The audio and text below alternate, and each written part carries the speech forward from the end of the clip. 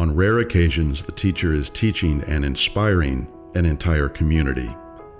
And the community, in its collective lack of contemporaneous perspective, isn't fully aware of its absorption of the lesson until the teacher has fought the good fight and finished the race. Over the course of nearly 60 years, it is very likely that no other married couple has had more impact on the community through tens of thousands of individual and personal interactions than Eliot and Muriel Battle. One can only imagine Columbia today without the incalculable and lasting resonance of the lives and actions of these two educators, a quiet and unassuming man and woman from Mobile, Alabama. He, the son of a prominent businessman, her, the daughter of a newspaper publisher. They knew each other in their youth. He would visit her father for lessons in oratory when he was 15. At the time, she was a 9-year-old. When he returned from the Army some years later, he discovered a beautiful 17-year-old. They married, and after graduation from the Tuskegee Institute, he was offered a job in Missouri. And because it was the furthest from home in Mobile, they made a home in Poplar Bluff and began to raise 3 daughters there. After a few years at the Dalton School in northeast Missouri, Eliot was telephoned by Dr. Neil Aslan, superintendent of the Columbia Public Schools. It was 1956, and while Aslan and the school board had already initiated a plan to desegregate the Columbia schools, Dr. Aslan wanted to bring the talented educator to the Douglas School as a guidance counselor. Eliot made a scouting trip, took in the African American community and their situation in Columbia, and then turned down the offer. Eliot received a second phone call asking under what circumstances he might take the job. Eliot replied with a question about Muriel's employment. The school board promptly changed the policy that prevented married couples from teaching in the same school. The Battles accepted, and Eliot and Muriel arrived in Columbia with a 4th child on the way.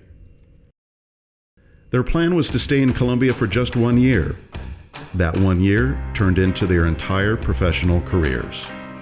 Muriel began as a first-grade teacher at Douglas, not because it was all she was trained to do, but because it was the only job available to take. At the same time, Eliot was beginning his work as a guidance counselor at Douglas. In marriage and in work, their first priority was always their children. They were educators first, but their early years in Columbia were fateful years of change in the community, like none before. Together, they would work persistently, quietly, and tirelessly to help guide the Black and white communities through school integration. Eliot would become the first Black faculty member at Hickman High School in 1960. And while Black students at Douglas had for 2 years already the option of attending Hickman, when Eliot made the move, 78 students followed him. Muriel would become the first Black teacher at West Junior High School in 1961 and remained there for 30 years, becoming a department head and then principal. The work of integration in the Columbia Public Schools was executed by many, but the Battles played a tremendous role in making what could have been a much more difficult situation less so. Eliot and Muriel were a team. It's hard to talk about one of them without talking about both of them. They were at the forefront of tremendous changes in Columbia regarding the racial issues that we were faced. Certainly Eliot and Muriel were among the leaders, if not the leaders, for that integration process that people began to accept, not just because the law said you had to, but because that's the kind of community they wanted to live in. And they did so with such dignity and grace. They ran into issue after issue.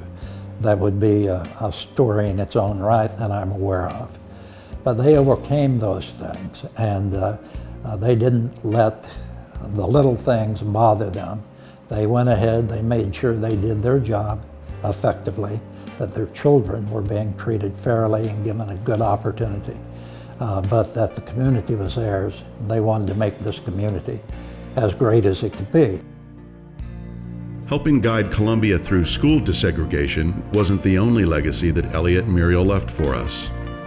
They and their 4 children also used the same principles: patience, quiet, dignified persistence, listening to others, thinking and acting strategically, and thoughtful mentoring to help integrate housing in Columbia. And they didn't do it with loud gestures, but with just one brave and quiet gesture. They found a home they liked and a seller who would sell in a white neighborhood.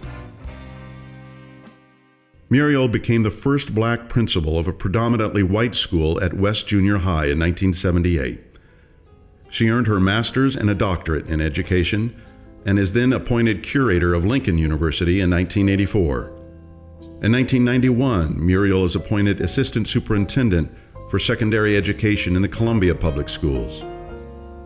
Eliot would go on to become the director of guidance for the entire school district, and both Eliot and Muriel would be selected as the Chamber of Commerce's Citizens of the Year.